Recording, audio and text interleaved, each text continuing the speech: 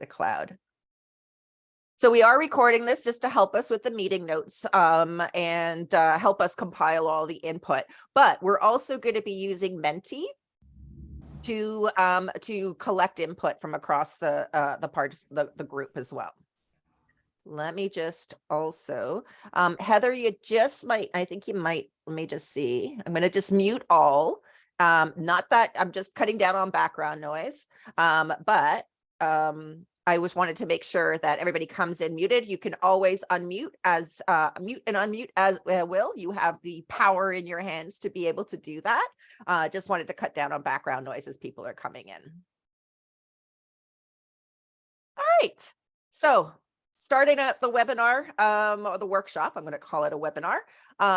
Clean Air Partnership wants to acknowledge that the soil land on which we operate is the traditional territories of the Anishinaabe, the Mississaugas of the New Credit, the Chippewas, the Haudenosaunee, and the Huron-Wendat people. And at Clean Air Partnership, we recognize that Indigenous people are particularly vulnerable to climate change and are already disproportionately impacted by its effects. One of the we've been across the CAP team, we've been having a lot of fun hunting down early videos to share with everybody. So we're going to go into this.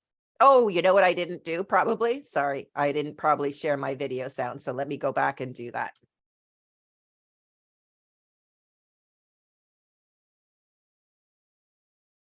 I always forget to do that.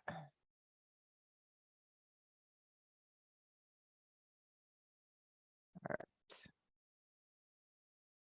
And I wanted to share a little video that we found that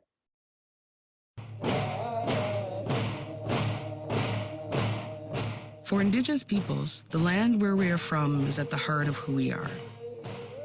We are as much a part of the land and waters as the many animals and plants of this earth. When we look out over the land and waters, we feel its spirit in our souls. It guides us and it cares for us.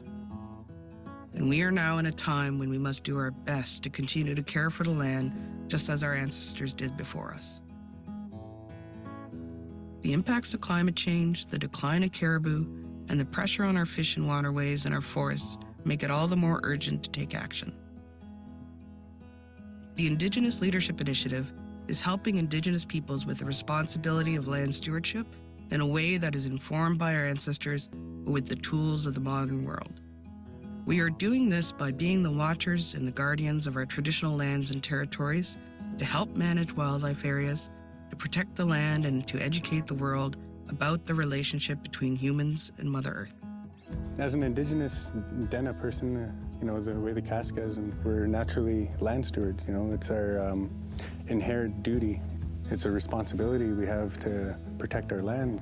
And their role is to protect the land in the summer, to protect the water, and to let visitors and people that are in our area just share knowledge of our traditional territory and stuff like that, just protecting the land, the animals, the fish, the water. There are currently more than 40 Guardian programs throughout Canada.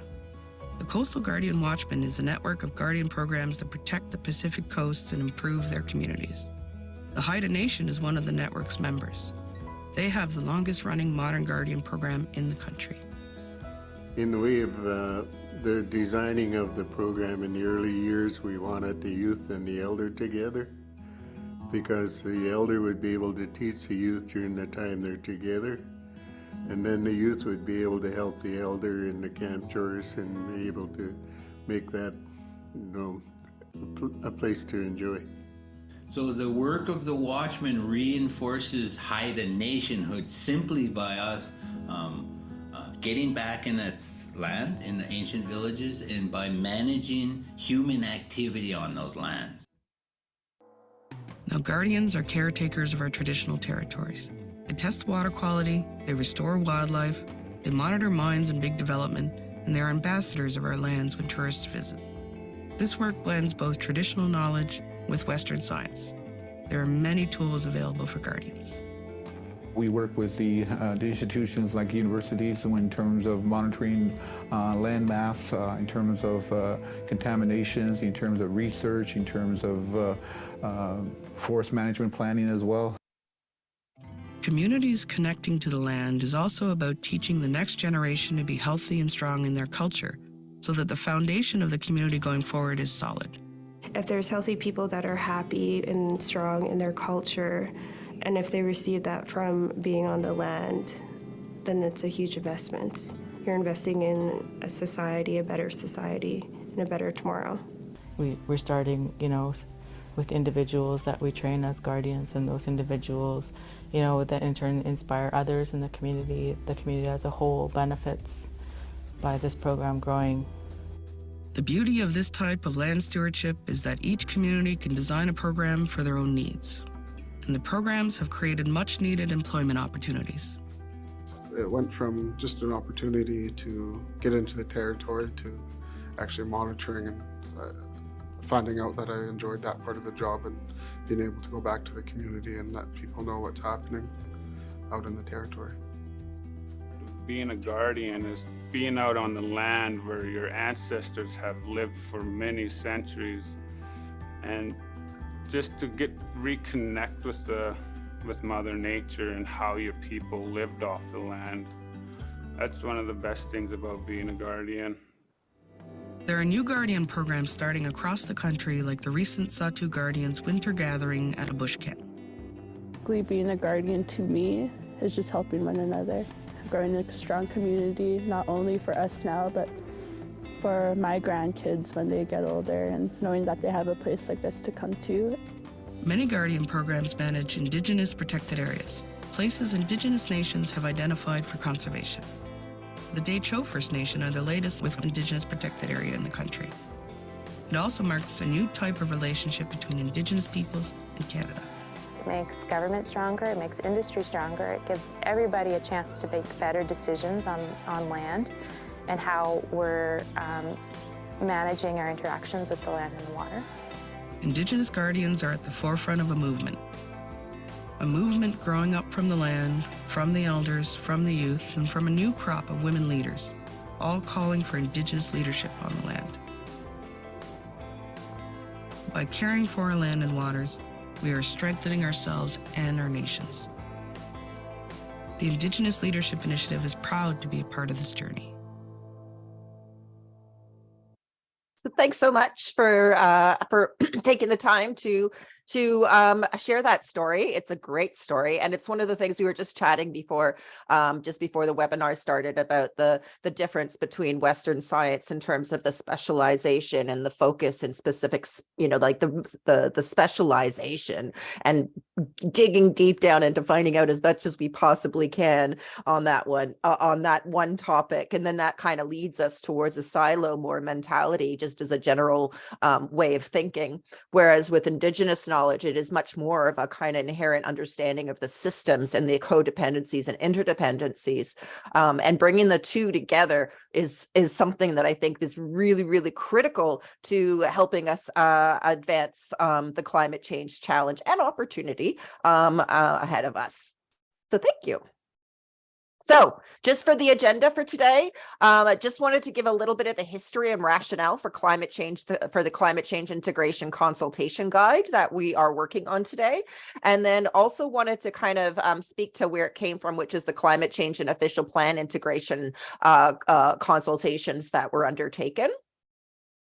One of the some of the key kind of plans we thought we wanted to try and dig into today is strategic plans, asset management plans, stormwater plans, watershed plans, and growth plans. That doesn't mean that those are the only plans that we've slated for prioritization on climate change integration. It's just these are the ones that we thought we might have a chance of getting to today.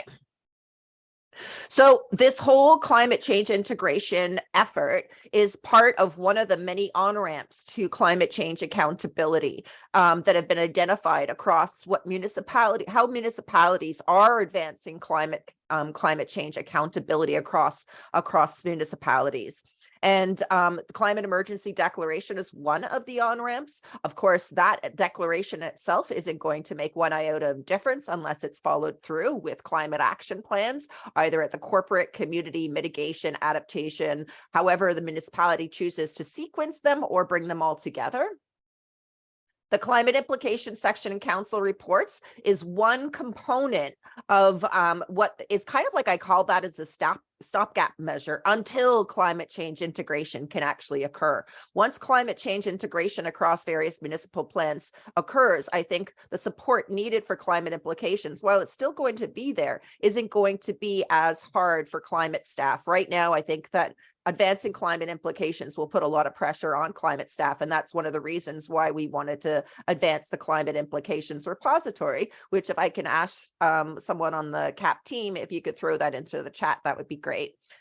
Ultimately, all of this, all the climate implications, climate integrations is all geared towards developing a much more formalized framework structure for a climate lens applications to all municipal decisions, not just the decisions that are in a municipality's climate action plan, but are across all different plans and decisions that municipalities are making.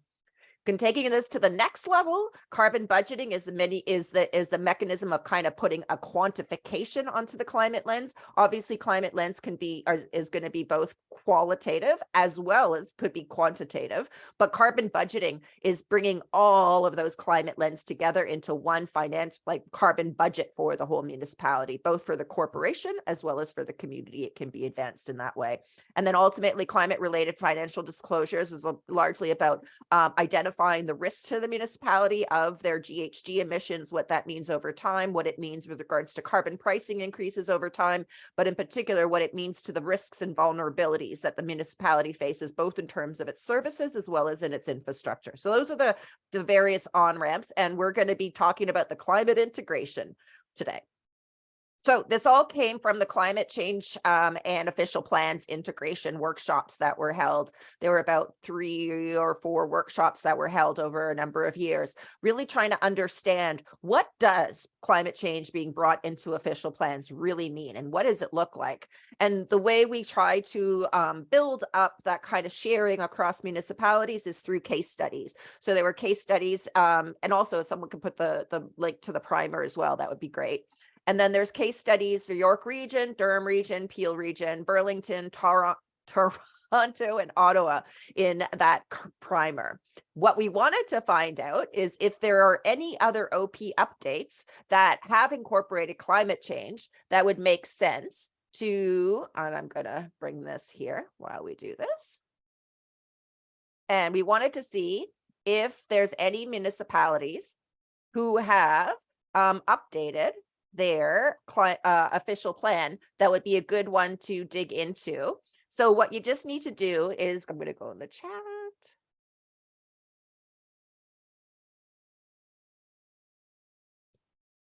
And we're going to be using this Menti. Oh, thank you. Thanks.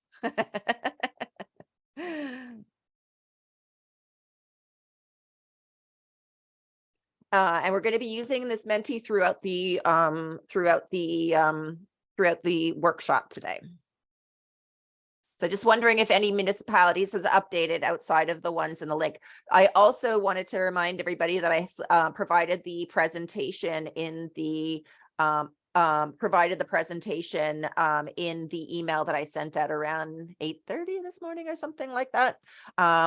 And we just want to try and keep up to date in terms of municipalities that have updated their OP. So we're just looking to see if there is a case study that we can start adding to the mix. We've been trying to look for case studies that cover single tier municipalities.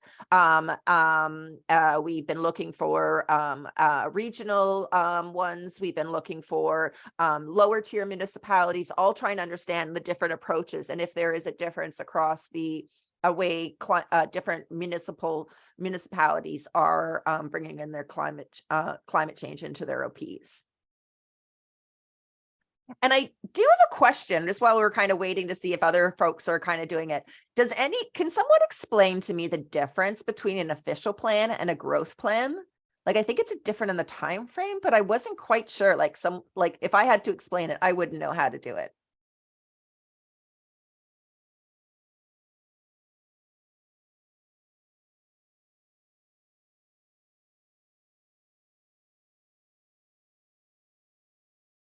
Anybody? Who is brave enough to speak?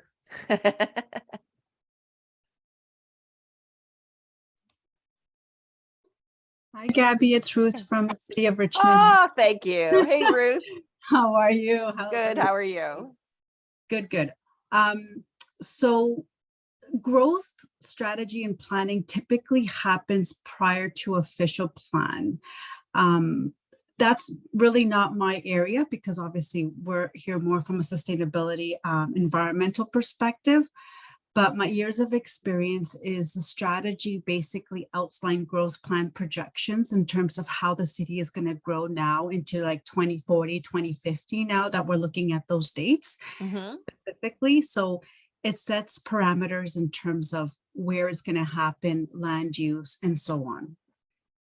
An official plan basically takes that information in terms of how the growth is going to happen in the city and applies it to how areas are going to be developed in the official plan. That's why. Okay. So it's almost like design guidelines for the growth plan. Yeah, you could say so. Okay. So that's how I've interpreted it, because it's always the policy planners that would have those numbers and projections, because they are calculations that are done either in-house or sometimes by external consultants to help with that growth planning. Yes. Okay. All right. All right. Thank you for that. Because I was like, if someone asked me, I'd be like, I don't know. All right. So we're going to go. So I just wanted to give a little bit of the theory of change that we're using, and I would love to get some insights in terms of gaps so that we might notice on this one. So really what we want to do is identify plans that would benefit from climate change integration. We know not like there's a whole host of municipal plans, but we just wanted to prioritize them. There's also some plans where I think climate change is inherent in it, and I don't probably think that you need support to kind of figure out the climate change implications on that one. So the question then would be, which of the plans that we should focus on for a collective brainstorming effort to bring that kind of starting point on climate change integration? So we're going to identify that today. We're going to develop the rationales for some climate change integrations plans and the questions, like the starting questions that might help in terms of teasing out the climate implications and opportunities associated with that plan. Identify which municipalities are integrating which climate change into which plans. And then gather input on the value of discussion across municipalities re climate change integration into specific plans. Would cohorts be of value? And if so, what would they do and what do they need to provide? There is going to be then kind of the pulling together of a consultation guide that will include the rationales for why climate change needs to be integrated into these different plans, some different kind of questions. And then the primer will also kind of bring in case studies of municipalities that can serve as examples for how they're doing it and why they chose to do it that way. Our job, we're going to facilitate sharings across the Clean Air Council network on climate change integration across different plans through these cohorts. Through the sharings where these cohorts work together, identify and share their approach, why they think that approach makes sense for them. Document what makes for robust climate change integration across various plans. What is the difference between a stormwater plan that actually integrates climate change and a stormwater plan that doesn't integrate climate change? That's like a key question we're looking to try and answer. What is different about that climate change integration plan? And then climate implications in council reports, we just wanted to kind of highlight, they're kind of like a stopgap measure until climate integration is mainstreamed across plans. And then the climate lens is kind of the next evolution in that climate implications, because it provides a formalized structure framework for that consideration of climate change considerations. And then ultimately, all of this is geared towards increasing municipal decisions that are consistent with climate commitments. We all know there is a mismatch between our climate action plans and the decisions that are being made. Integrate climate decision into financial budget reviews and statements, and that's where carbon budgeting and TCFD comes in. So anything that people kind of think is missing from this that could kind of be a step that we should really be adding into our theory of change to try and achieve the hoped for outcome, which is increased municipal decisions that are consistent with climate commitments. Or is it good enough? Is this structure good enough in the thinking? We never want perfection to be the enemy of the good. Governance, very good question. We are going to dig into that, actually. Thank you, Donna. We are going to dig into that. And I think the SP is one of the areas where I think it can kind of really help in terms of governance. We also wanted to get some insights from you guys as well on what kind of sharings across governance structures is of value. Oh, KPIs, yes, staff education and training, absolutely. Excellent. We're gonna bring these in.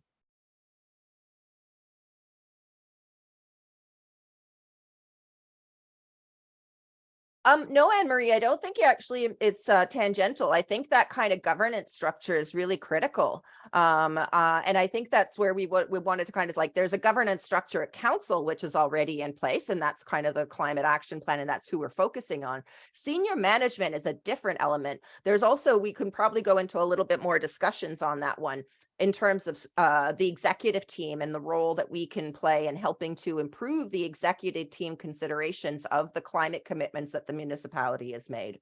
So we're going to dig into that one. All right. We wanted to get your insight. We kind of felt these climate change plans, or these plans, is kind of like climate change is like pretty straightforward in terms of its integration into these plans. That was our assumption. And we wanted to test out, do your municipalities, do you think you need, like, should we be digging into the climate change integration pieces associated with these plans, or is it relatively inherent and we don't really need to do that? So that is one of the areas where I wanted to kind of get some insight from you. Because if we don't need to do them, if you think you like, this is okay, we don't need to put our time and effort into these plans, but instead we were going to be doing the plans, focusing on other plans that are not quite as clear in terms of their climate change connections, that would make sense, because there's a lot of plans and we really want to just focus. And if you don't think any of these plans need it, you don't vote. But if you do think some of these plans need some supports across the collective, then let us know.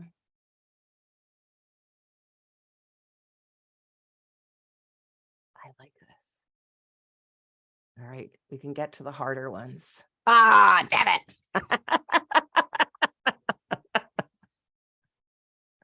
it. Thwarted my hopes.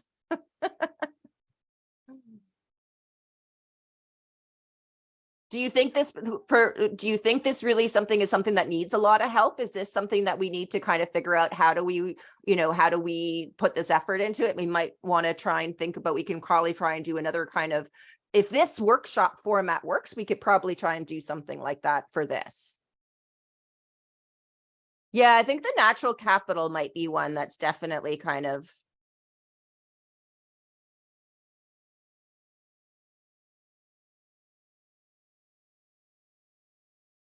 all right. Does seem that natural capital is kind of working on that one. And urban forestry. Yes, urban forest. I don't think there is still an NMLA, and I don't think it would be relative. I don't think it would be too hard to kind of tease out what an urban forestry plan that incorporates climate change looks like, and how it makes it different from one that doesn't.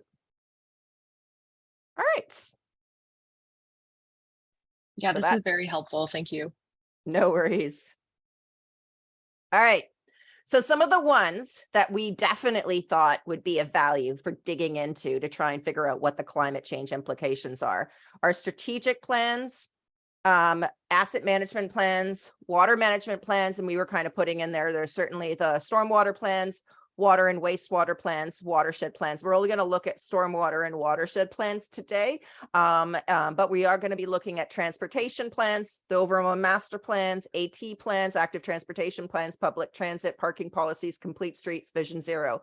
Certainly the public transit, the complete streets and Vision Zero. Well, I will say complete streets and Vision Zero is not a GHG effort, but it is an effort towards increasing safety, increasing accessibility of our roads for all users, And there is an inherent GHG and resilience element to it, because if you are giving people more options for how they can get to and from different places, you're building resilience in their transportation opportunities. You're also increasing the opportunities to address modal split to areas away from single occupancy vehicle, which are inherently got a climate change connection associated with that. But transportation plans I think there's some really good digging into that we might want to try and do to try and see how does transportation plans themselves bring in that climate change integration.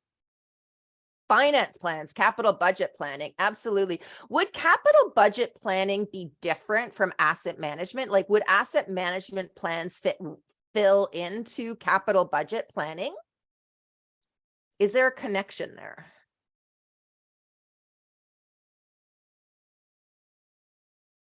What is the connection between the asset management plan and?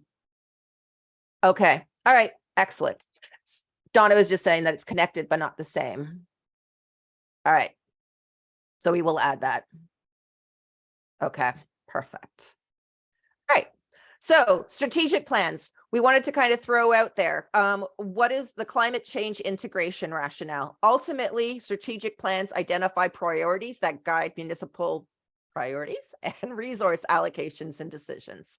So we know that this is particularly important, that if you're putting a decision in front of council and it's been identified as a priority in the strategic plan, you're going to get a higher profile in terms of council consideration and senior management consideration than you would if it was not mentioned in a strategic plan priority. The good thing about it is that they seem to be corresponding to council terms. That's from our understanding. And if we got this wrong, let us know. But we kind of saw that as this is something that kind of fits within council terms, that each council wants to kind of put their own stamp on their strategic plan. It doesn't necessarily mean it has to change all that significantly, but it does mean that the present council is kind of tied with their strategic plan, and there is an accountability component to it. It makes sense that this would be ideal for climate change integration, especially if municipalities passed a climate emergency declaration, developing their climate action plan. This is the logical place where it fits into the overall top priorities for the municipalities. Keeping in mind that strategic plans are often very high level. They are not a climate action plan. They don't necessarily identify the actions that the municipality will undertake, just recognizing it more as a strategic priority within the municipality. So based on that, I wanted to kind of get some insights.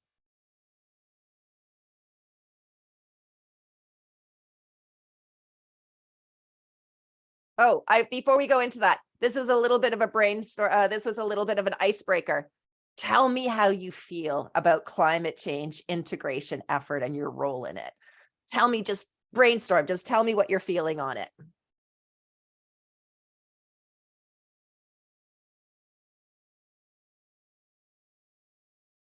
Don't let your brain cloud it. Let your gut talk, let your gut share that its perspective. Excellent. I hear you. That is one of the reasons as we were working on this, we were like, man, this stuff is complicated. Frustrating, required, challenging, theory and practice gap. Holy smokes, and true. It's true. Committed. Oh, that's good.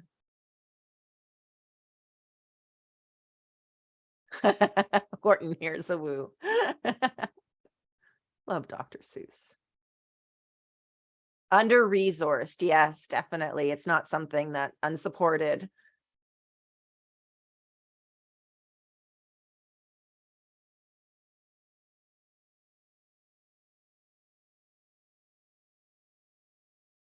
Challenging is so far winning in the whole script of it. Many conversations. Yes, there's definitely a lot of conversations that need to take place on this one. So thank you for that. Thank you. We're gonna kind of keep that on that one. So now what I wanted to find out, does your municipality have climate change reference in the strategic plan? Actually, before we go into this, let me go into a couple of different things here. Here's some questions that we kind of brainstormed up that come up with questions to help foster the conversation. Is climate change already mentioned in the OP? If so, how? How well does the SP already incorporate climate change, strengths and weaknesses so far from perspectives across the SP team? Is there already a council-approved climate action plan? Or is there possibly a climate emergency declaration? If so, how can the plan commitments be incorporated into the strategic plan? One of the key questions that we were kind of digging into, which also came up in the official plan and climate change integration piece, is the level of detail that makes sense for integration. That was one of the key questions, like how much detail do you add into your SP? Often not a lot. It's a very high level document. But what are the mechanisms to ensure that the SP and the climate action plan are brought together? If you go into more detail in your SP, is there any value in terms of increased support for your SP and for climate change? Is there an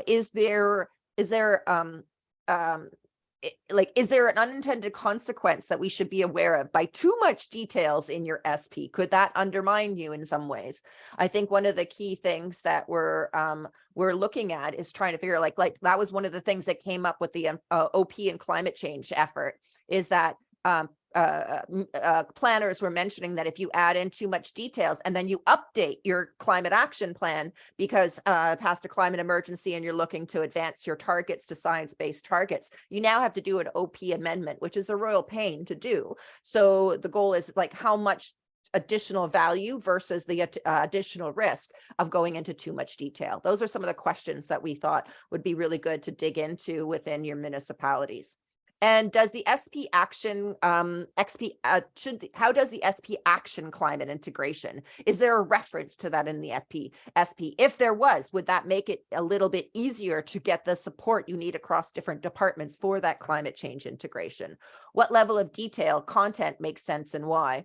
And can an SP be used to drive climate considerations at the executive team level? What role can SPs play in influencing climate change integration across executives teams? And if so, how?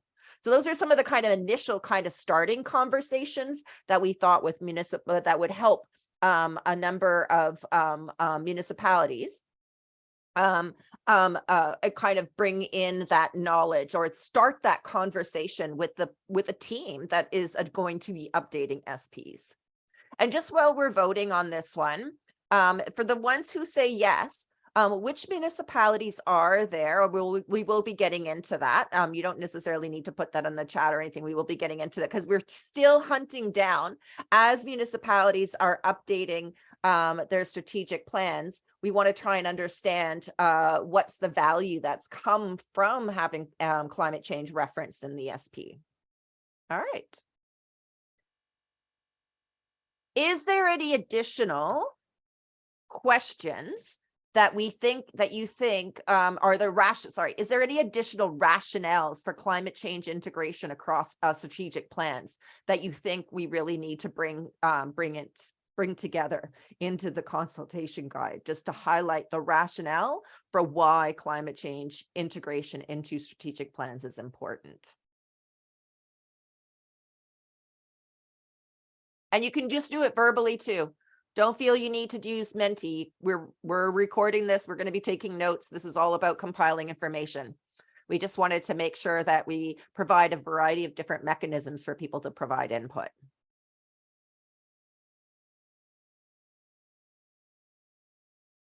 I think it kind of goes like strategic plans. Why is it important? Because it sets out the strategic priorities for the municipality. And if climate change isn't in there, then it's not going to get the attention from senior management or even maybe from council at that point in time too. All right, perfect.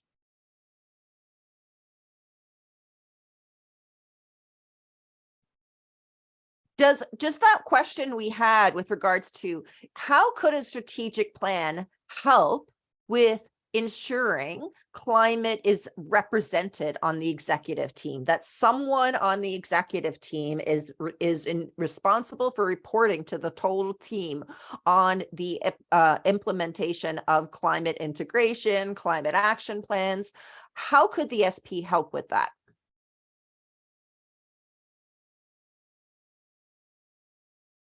I mean, I would guess that it would help because if it's an SP priority, then it should be on the radar of the executive team, since the executive team is responsible for the implementation of said strategic plan for the municipality.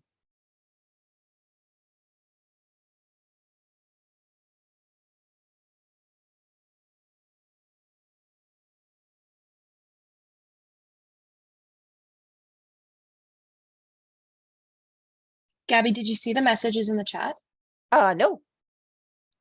There's some Sorry, I'm gonna good open ideas there. in there. Yeah. All right, perfect. Excellent. Oh, out of curiosity, how many times is the climate lead, the climate department in a municipality involved in the SP update? We kind of took it as a given that they would be, but is that something that we probably shouldn't take as a given? Yes, Gabby. Hi, Oh, hey. I just started in Richmond Hill in January, and as a new employee, as a new sustainability manager, they just started looking for representation from our entire department, one representative, which includes sustainability, policy planning, heritage, and urban design, and parks and natural environment. I guess because I was new, workload is still, open in terms of availability. I was asked to be a representative, but not necessarily. Now that I am a representative, I could obviously advocate for sustainability, climate change, all our work that we're doing.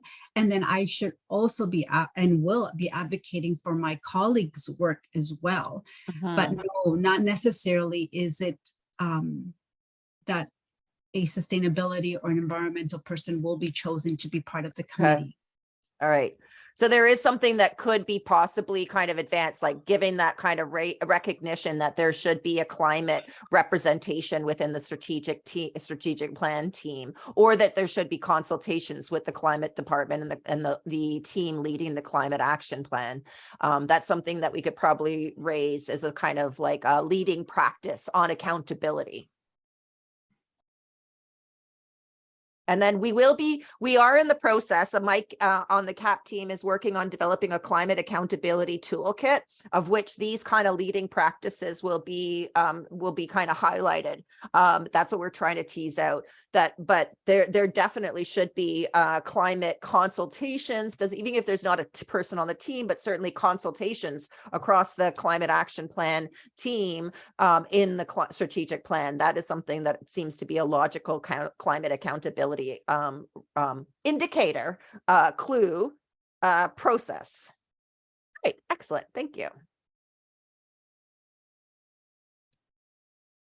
I think I should go to the next one. So we provided a list of different questions. All departments, okay, perfect. But it doesn't necessarily mean like the climate action leads may not be. So that might be something really important to do, since it's such an integral part of the climate action plan is passed by council. It should be represented in the strategic plan consultation process. Oh, wow. Okay, I thought strategic plans had to be updated for council terms. Am I incorrect in that assumption?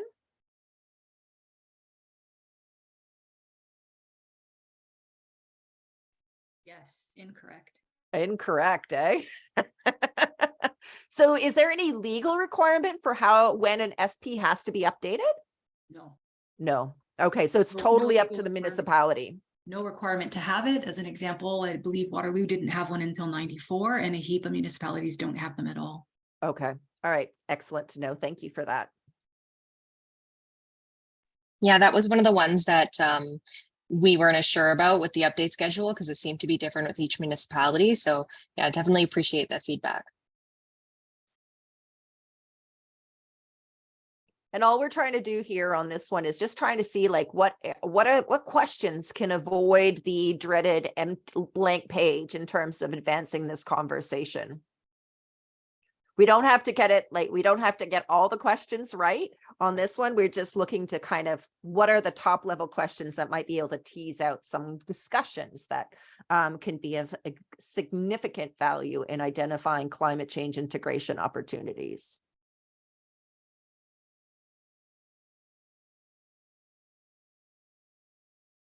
And then just also wanted to kind of get some, while we're going into this executive team level conversations, governance structures across municipalities.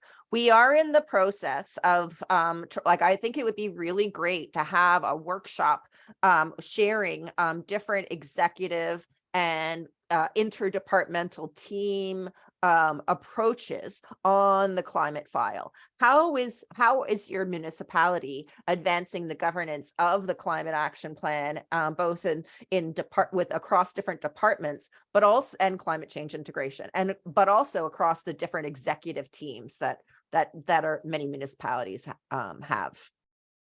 Is something like that? Do you think something like that kind of workshop would be of value?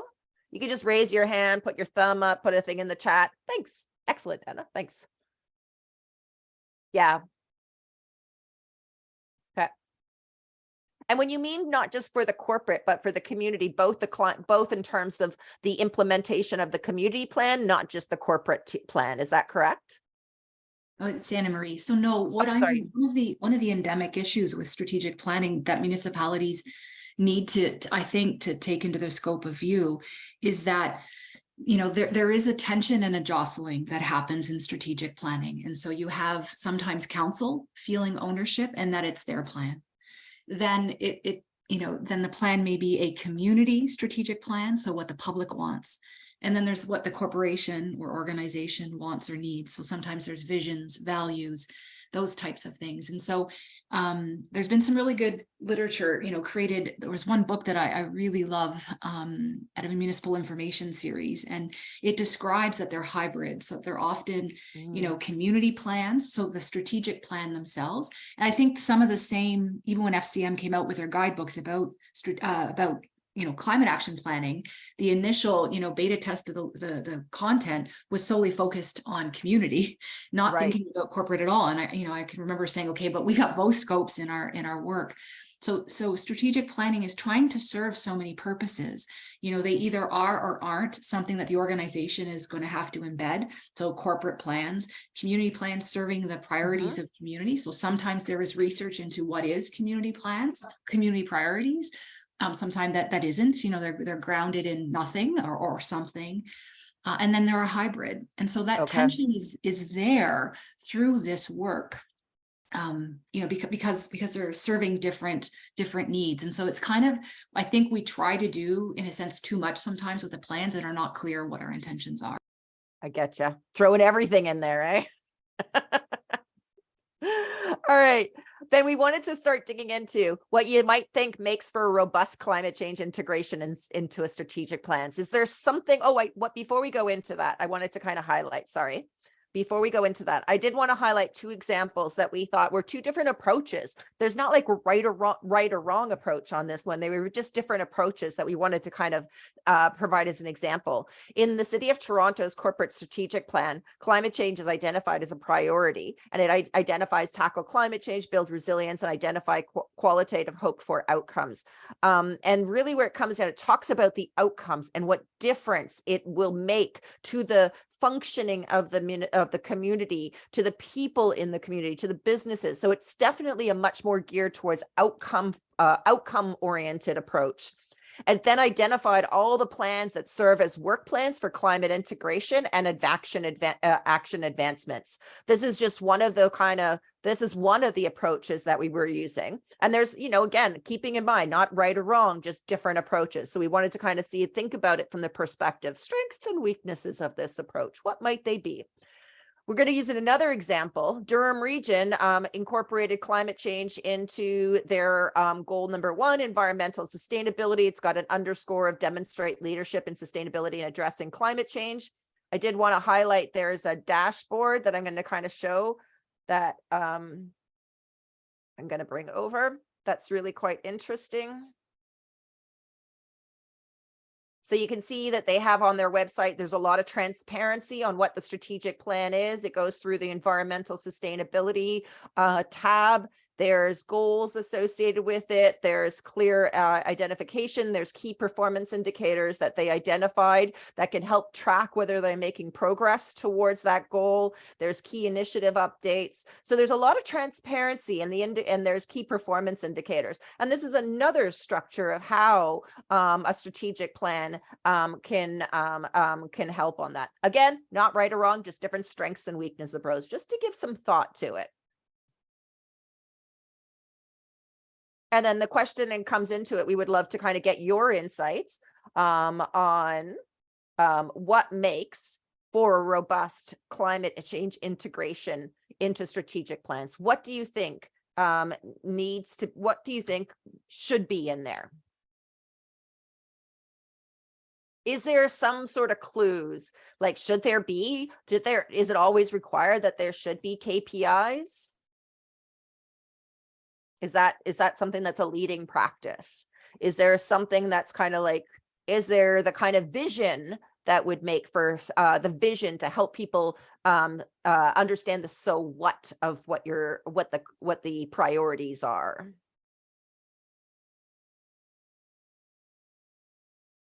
Go ahead, Anne. I just wanted to make a few comments because it's probably easier for me. So I think, you in the kind of the structure of what you've described, right? One of the challenges with strategic planning is that the wrong things. So in the Toronto example, it was, something made an outcome for the community. So take air quality. Air quality is not a lower tier municipality responsibility. Waste management is not a lower tier municipality responsibility to a great extent. So what may feature in a strategic plan might be a bit of community waste on a downtown, but really is not perhaps where the resources within the organization should be going to. However, if it's a community plan and you want to be seen as having outcomes that benefit the community and keep a council happy because they look good, then you're going to get those kinds of things featuring in strategic planning, which is not where our effort is best placed, I would say, with the limited resources we have. Yeah. And so you may have KPI and, worked on plans that have all of that beautiful structure, some accountability, waking up and coming, but it's not the right stuff that the sustainability, subject matter experts are then therefore working on, or the organization is focusing on. So, it's almost less about what needs to be there. So the structure, can be useful, integrating accountability, but is it the right stuff? And it's ensuring that the right stuff is in. So what is really a priority and how do you determine what that is? That's the tension between community and corporate that I described and what it looks like in practice. But people are happy when they see those pieces being met, but they may not be the right things. All right, that's good to know. That's a good thinking. Yeah, it'd be interesting. I never really would have thought that municipalities would have outcome strategic priorities that don't necessarily fit within their bailiwick of being able to advance. There's certainly the air quality is definitely one of those aspects. A municipality can do things within its own corporation, within its community to address that, but it can't deal with outside its airshed being brought in. And there's a far bigger impacts across understanding the airshed as opposed to what happens within the individual municipality, but it is an outcome that we're trying to achieve for our community, improving air quality. But it is hard for the municipality to act on what they can do on that one in isolation. So that we'll keep that in mind.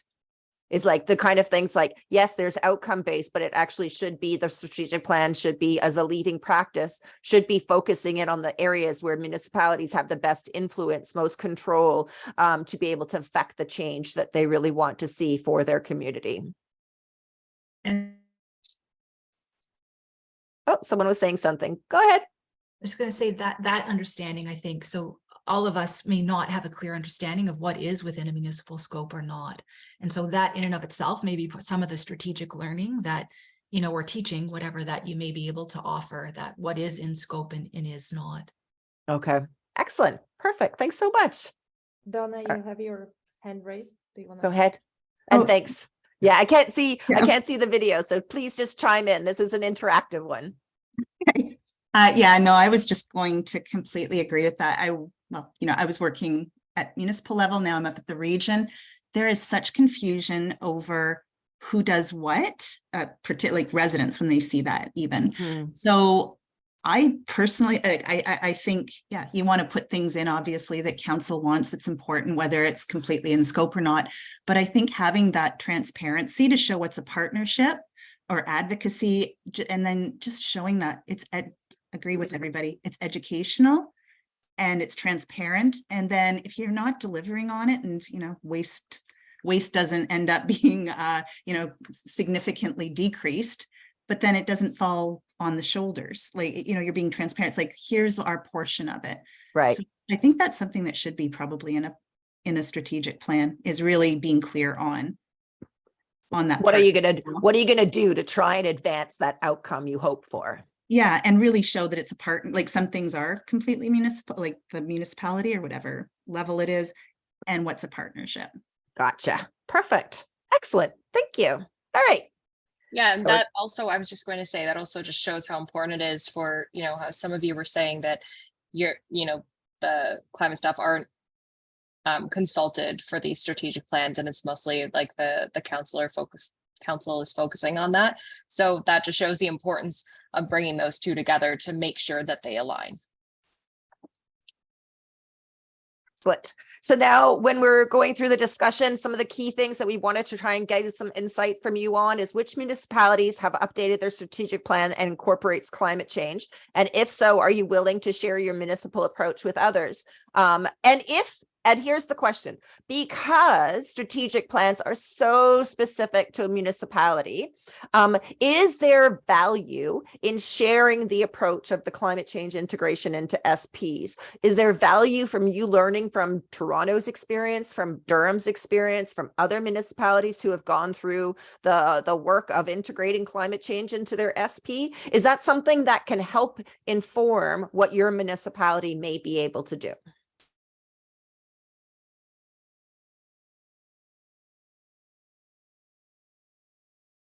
You could just chime in, hand up. I didn't put a poll in for that one. But I just want to, before we try and go into sharing experience across climate change integration into SPs and getting those case studies, we just wanted to kind of get a sense if it's of value. Like, does it matter? Or is this something that's so specific to the municipality and the thinking that of the strategic plan that kind of sharing across municipalities? Okay, excellent. Thanks, Karen. Which municipalities are in the process of updating their SP to incorporate climate change, and would an SP and climate change integration cohort be of value? And we don't mean, like, I'm not thinking of the cohort of like your whole SP team meeting with another municipality's whole S team. We're thinking about the climate change representative in that kind of SP group, trying to figure out how others are approaching it, sharing the approaches of other municipalities in the cohort, why they chose that approach, being able to kind of share that across different municipalities. Okay, sorry. So I'm going to escape this one now and bring back the Menti and go into the next one.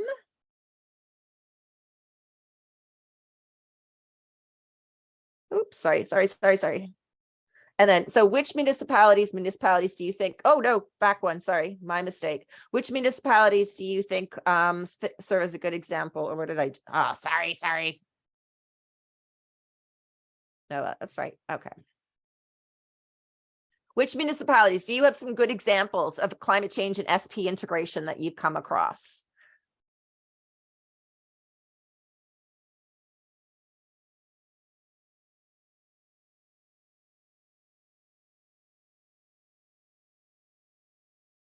And if you have any that you think we should go and nag to get some sharings across the municipalities.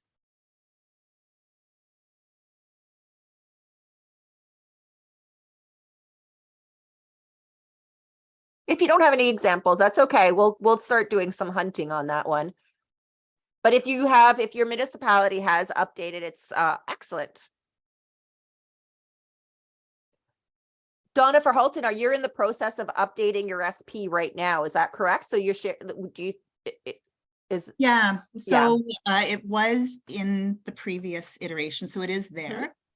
I'd say the current iteration builds on that, and it's a main theme. So presuming, like, we'll see what happens. It's going to cancel July 12th, but it looks pretty good that there's not going to be much change. So that's great. And do you find, like, just out of curiosity, Donna, is like, if it's a main theme in the SP, do you find that climate ends up getting a bit more profile on the executive team? Like, is there someone on the executive team who's responsible for speaking and keeping the rest of the executive team informed on climate change, integration, climate action plan implementation? Just wondering if there is a connection between having it in the SP and having it represented in the executive team. Yeah, I can't speak authoritatively. I've just been there for a little bit, and yeah, we're moving through it. But my understanding is that if it's in the strategic plan for Halton, it's the money, the attention goes there. Gotcha. They take it pretty seriously. I know other places maybe not as much, but certainly Halton, they do look to their plan quite. So there is a connection that if it doesn't mean that if climate change is recognized as a strategic pillar in the strategic plan, that it's guaranteed to get the profile and governance in the executive team, but it increases the odds of it. Yeah, and again, just my experience and sort of talking to other people and seeing other places. If an organization is strategic, then absolutely. Other organizations are more operational, and they basically haul out their strategic plan once every 4 years, check, it's done. So maybe not as much. And yeah, so I know it's a little tough. That's one of the things we did learn about this whole climate change integration. Man, is this complicated. Yeah. It isn't. You know what's complicated is people and personality types. Yeah, collaboration, working together. That's the real challenge. Oh yeah. Gabby, it looks like Waterloo is also currently updating their SP. Perfect. So one question we wanted to find out from your thinking, would an SP and climate change cohort, which is pretty much geared towards the climate, empowering the climate leads within a municipality to engage in the SP process, and just learning a little bit about how other municipalities are doing that and bringing that to your SP team, would that be something that's of value to you?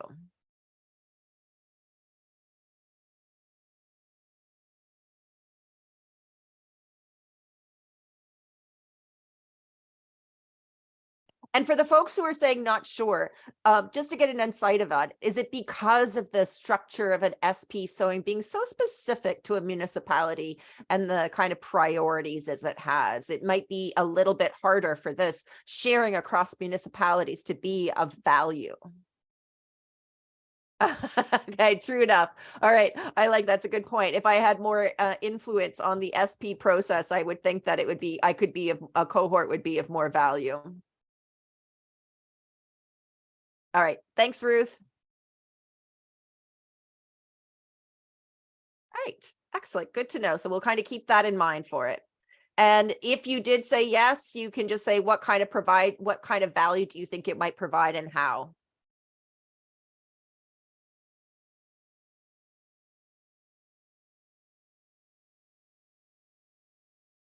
Based on this, what I'm kind of thinking at this stage of the game is maybe a cohort isn't the right approach for the strategic plan. Maybe it's just sharing of approaches across municipalities that have done that we can hunt out, we can kind of identify which are the ones that we think did a good job of incorporating climate change into their SP, and then finding how they're bringing that SP into their executive team governance on that one. Because I have heard from a lot of municipalities that executive team governance is critical and it is really challenging.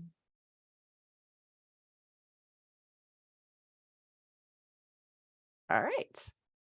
Excellent. So those are the kind of the inputs that we wanted for. Okay. All right. So now I'm going to get back into this one and back here. What did I do? I missed the wrong. All right. And I'm just going to go back to the, sorry. All right. All right. Asset management plans.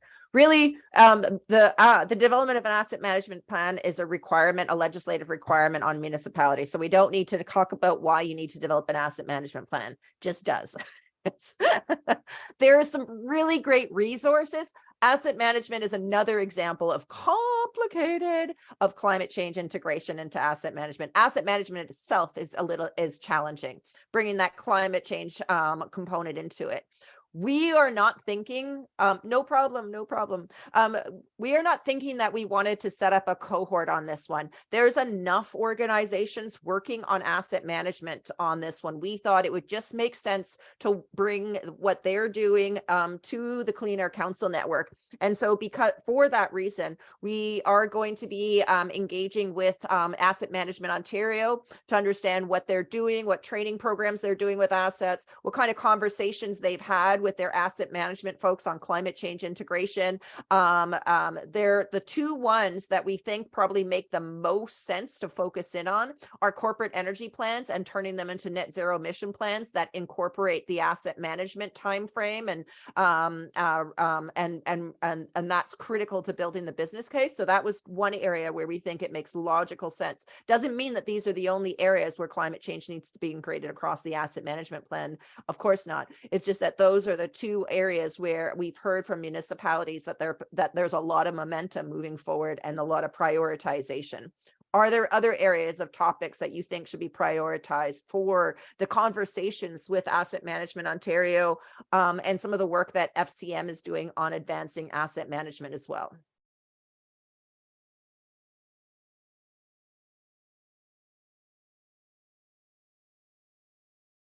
All right.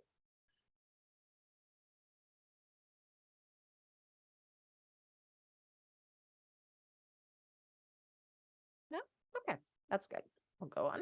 If there is, no worry. So these are some of the questions. Oh, which one? Sorry, I didn't get that. Sorry, there it is. Stephanie wrote in the chat, asset management and adaptation. Absolutely. Oh, you chose a big one. Absolutely. All right. Just that one, right? So okay. How is climate considered in assets? These are some of the questions that we thought could be kind of starting the conversations. Oh, definitely. We've heard that from Asset Management Ontario, that there is a very broad range of capacity and progress on asset management. And while an asset management plan is a legislative requirement, the level that asset management plan needs to achieve isn't necessarily something that is clearly understood yet, just as yet. So these are some kind of questions to start the conversations between climate and asset management. What is the climate how is climate considered asset management at present? Probably not.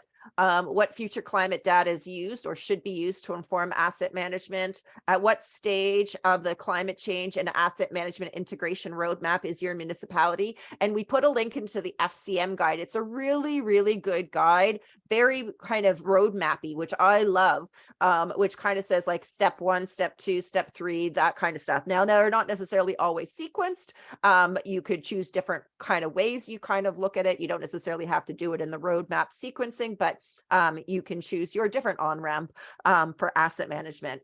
How will it sequence its integration journey? How do corporate energy plans get integrated into asset management plans? How do natural capital assets get brought into the asset management plans? We know that it's a requirement, but the requirement for how the level of natural capital is brought into asset management plans is nowhere clear. So it could be done with very superficially. That's not necessarily helpful.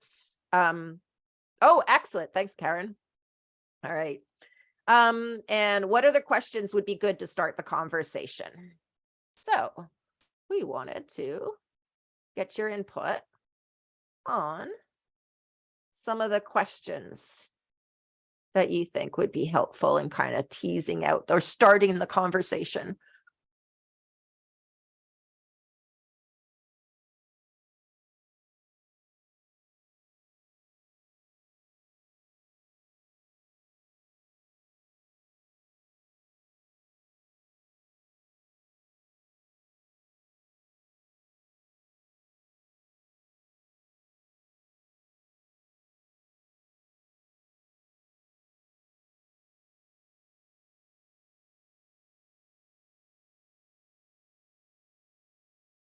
What is our goal?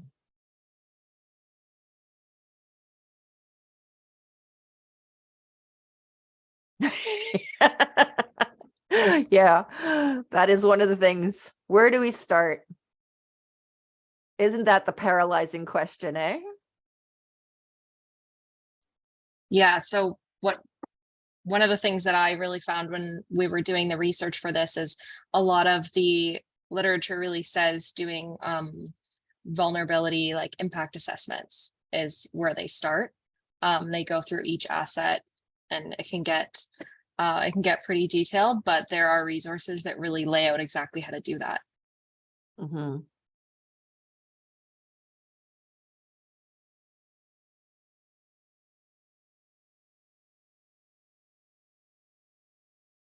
Yeah, Anna, I would actually, I'm gonna throw in, give me 1 second here. Sorry. Sorry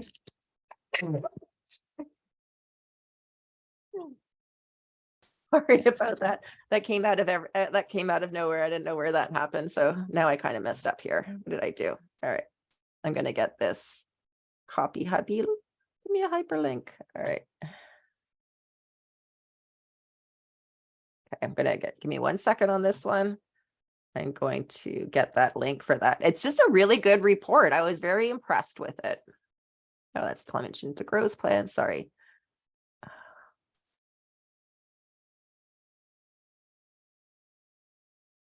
Here we go.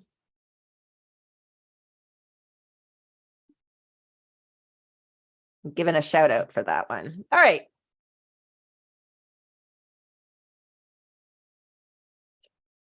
So we will be digging in. I will be bringing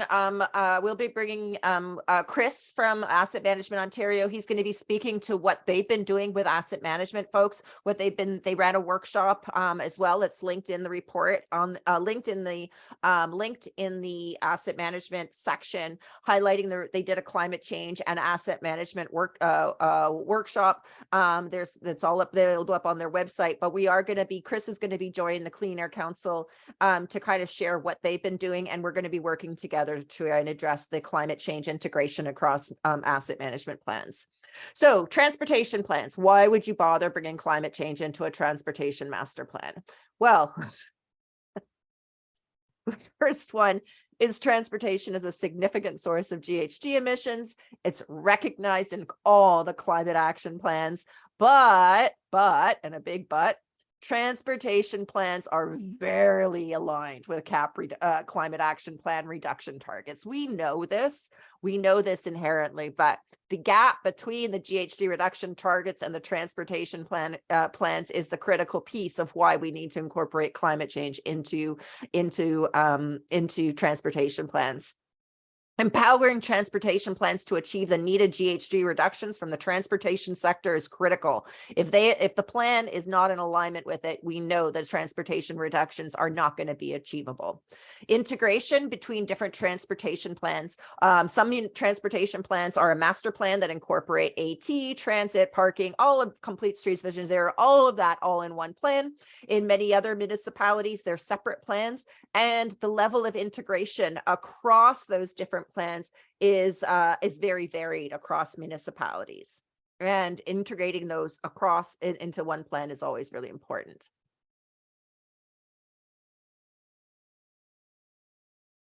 All right, excellent. That's great. Thank you, Karen. That's really great to hear. So Questions to advance the integration conversation. Will this plan be a transportation master plan, or will there be separate transportation plans? If separate, how will they integrate? How does a transportation plan advance climate action, plan transportation reductions? How aligned are these plans? What needs to be done to better align them? I want to just get as a feedback. If you went to your transportation department as they're advancing their plan and saying you need to align your transportation plan with our GHG reduction targets and our climate action plan, what do you think that they would say?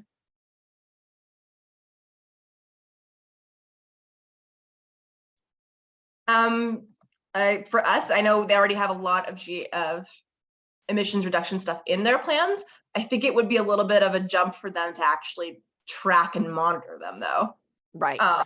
So, you know, they can say, well, we get this many cars off the road and we're trying to do this. But if we said, well, how many reductions, like how is that towards our goal? I don't think they have that information on hand. So quantifying the GHG implications of the transportation is a significant challenge, not even in the plan, not only in the plan, but ongoing overall as well, correct? Yeah. Yes. Gotcha. All right. And then the question comes, if you went to your transportation department, or one of the questions we've heard from some of the municipalities is that they're incorporating GHG and a climate lens into their transportation, because many of them use consultants to do that. And they're adding in that climate lens into their transportation plans, into their RFP as a requirement. That seems to be a growing leading practice. But there is questions about how a transportation vulnerability assessment would be part of a transportation plan. Would it be better? Like, how would, like, it would make sense that it should be undertaken as part of the transportation plan, but is that too different from what normal transportation plan consultants do? Is that a separate kind of stream that probably needs to be brought along with the transportation plan, but maybe not put in as lumped in with the responsibilities of the transportation plan consultant? We just wanted to kind of get a sense on that one. Gabby, did you see some of the comments in the chat? All right, I'm on the process different. Yeah.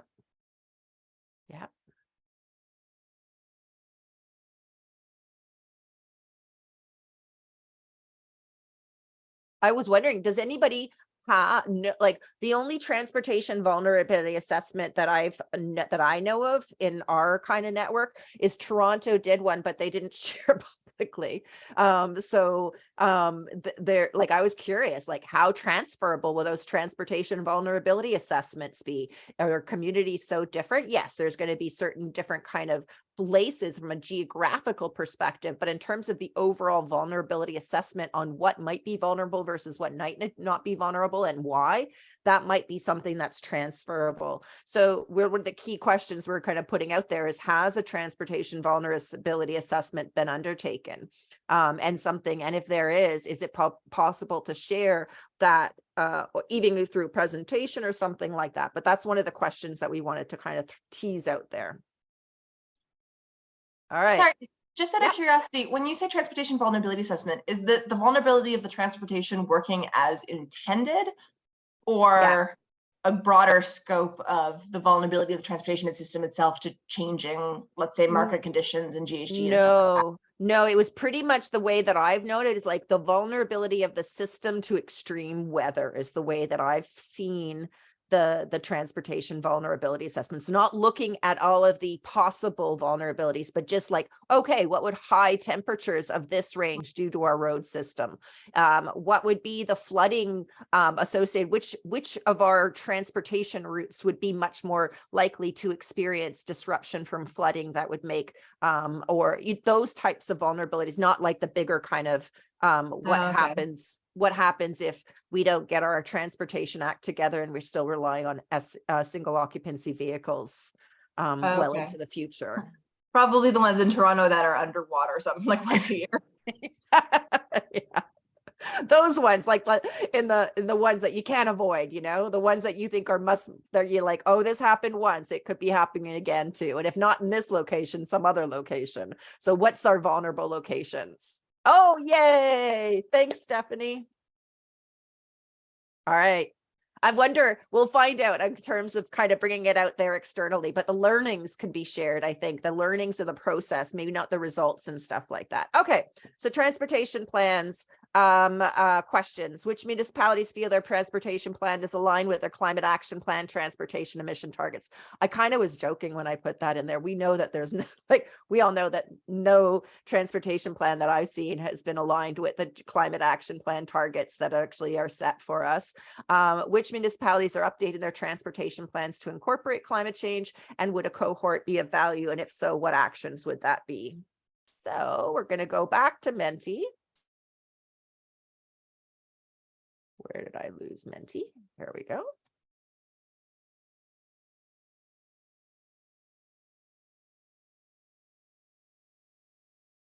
Are there additional rationales for climate change integration into transportation plans? Or is it pretty self-evident that climate change should be into transportation plans? We kind of took it as self-evident, but then, we're making an assumption on that.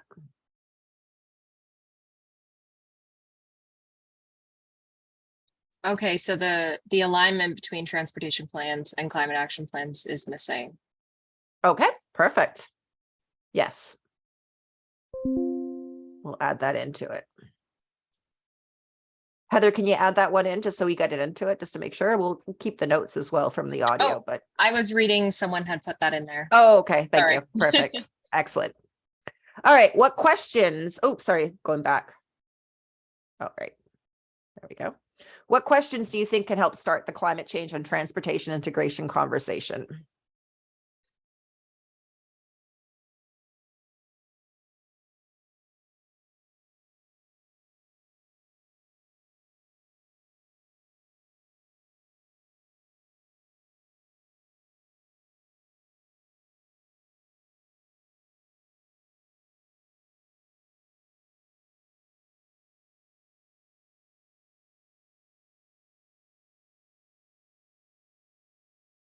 I guess you could just ask the transportation people what they're doing about climate change.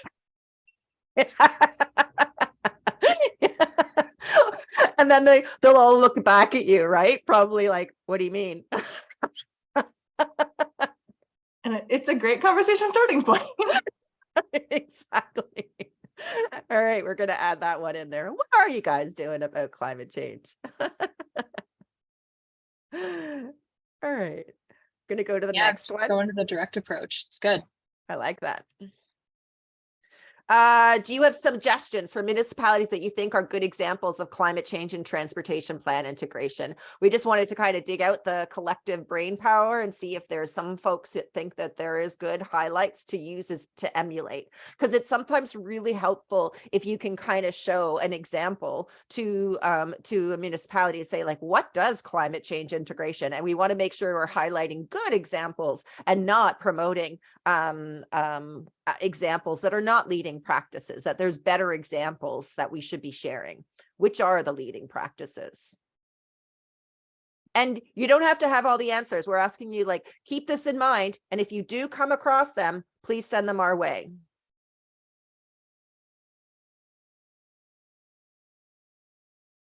And shocker as far as it goes, but it's already 11:18, and I did say that we're going to go to 1.5 hours on this one. But we did get through 1, 2, 3. We didn't get it through to stormwater. So we're going to move the stormwater and the growth planning to another workshop. But we wanted to find out if this structure makes sense to you in terms of collecting input from across the network and then bringing it together into a consultation guide, keeping in mind the consultation guide won't have, at the early stage, will not have leading practices just as yet, because the goal on this one is just to identify and provide some questions where people can start the conversation.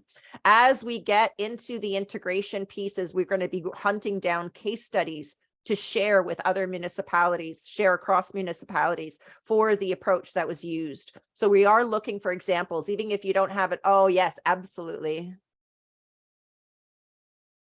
Yeah. All right. If your municipality is in the process of updating your transportation plan, if so, just name your municipality.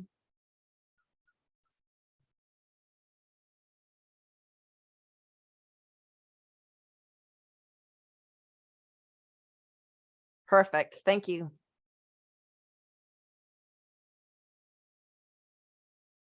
All right, excellent. Thanks.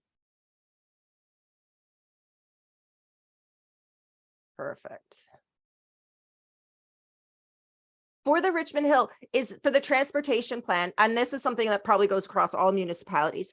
How, I would assume that transportation departments would engage with the climate team with the update of the transportation plan. That might be a hell of an assumption I am making. Is there, is that something that's a standard? Have you been engaged in transportation plans updates? So Gabby, I was just chatting with Derek on this because I'm new. I haven't really been engaged myself as of yet, but Derek has been engaged last year in regards to being a member of a steering committee. Right. So we're definitely, yes, we are always engaged. Our department, basically, we're engaged in every project there is citywide. They basically let us know if we have an interest or not. But because this is new and this is very helpful, I am gonna follow up with the manager and PMs working on this project with Derek to follow up on what the scope of work. I don't know anything about what we're doing, so this is gonna be homework for us. Thank you. All right, excellent. All right. And if you felt a cohort would be of value, just in terms of what other, like the standard that we normally start with our cohorts is sharing across the teams. But what I think we're going to probably do is we're going to be creating an Excel spreadsheet with each of the different plans and the cohorts that we're thinking about it, and then identifying which municipalities would like to participate in a cohort because they're updating that plan and they think that there's a value in sharing and learning from others. Thanks, Anna Marie. I make some hell of assumptions a lot of the time. So it's always good to check in, because yeah, it's easy to make assumptions. All right. Let's see where we are next. Okay, so we're going to move on to that one. If you do, we're going to kind of be throwing it across the network on this one. I'm going to stop this right now. Give me 1 second. There are still some things I want to try and do to get some input. Just give me a second. Just as we close this up. And I apologize for not being able to make it to the stormwater one, but and the growth plan one, but we will be setting up a new time for it. And the questions are in that PowerPoint presentation, just to give you a little bit of sneak preview into some of the questions that are part of that.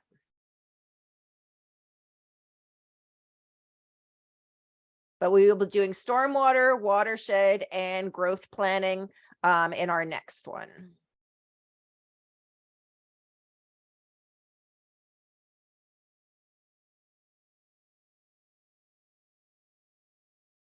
Abby, yeah, you're actually seeing your turtle screen.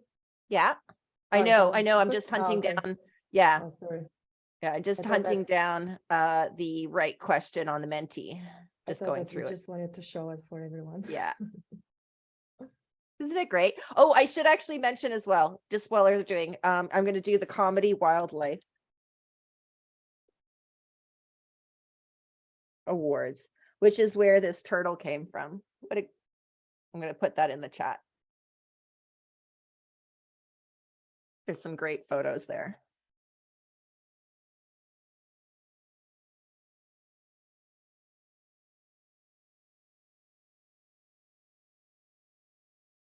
Wow. All right, too many questions I had. No kidding, I couldn't get through them all. All right. Thanks for adding that in, Anna Marie. Okay. So now that we've gone through a little bit, oh, come on, what's going on here? There we go. How do you feel now about this climate change integration effort and your role in it? Any difference? Does it make any difference?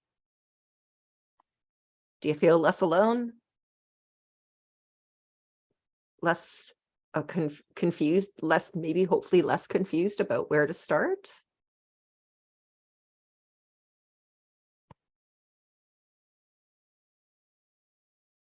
Not crazy.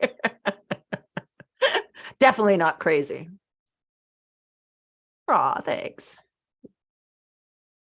It feels like I definitely think, I think that certainly from the experience that we had, we're not in the trenches like you guys are. Like you are in the throes of trying to integrate interact with a variety of different departments who all have huge amounts of demands on their time, feeling overwhelmed. It kind of reminds me, one of the conversations that we had is, as we were advancing the equity conversation and the synergies between equity and climate change, there was definitely, I could sense a lot of pressure, like almost like, oh yeah, like I didn't even have enough resources to do my climate change action plan. And now you want me to kind of tack on equity into the climate action plan. Great. Yeah. Like this has only been an issue that's plagued humanity for millennia. I'll need a couple of extra weeks to get that sorted out.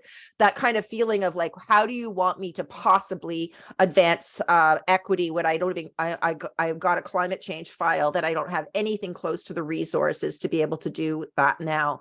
And one of the key things that kind of came up on that one is I was mentioning this to Kevin, and he said to me, he's like, guess that's kind of how all the other departments feel when we say that climate change is now on their responsibility.